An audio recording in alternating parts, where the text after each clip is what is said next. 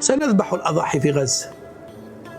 لقد اشترينا الأضاحي واستطعنا أن نشتري الأضاحي، والحمد لله وفقنا الله لشراء الأضاحي.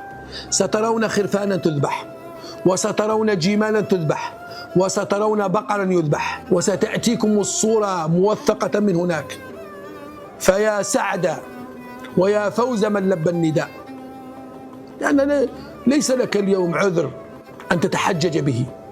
حتى هذا العذر، غلق المعابر، البضائع لا تدخل والسلع لا تدخل، هذا ليس عذرا تقابل به الله سبحانه عز وجل، لأن الذي كذب عليك وصدقته وأنت فأنت كاذب مثله. يا أيها الذين آمنوا إن جاءكم فاسق بنبأ فتبينوا أن تصيبوا قوما بجهالة فتصبحوا على ما فعلتم نادمين. هذا الكلام آذى كثير من الناس. لو كل الناس تتقاعس بحجة المعابر مغلقة وبحجة السلع لا تدخل، لكان الناس اليوم نراهم كلهم قد ماتوا في غزة.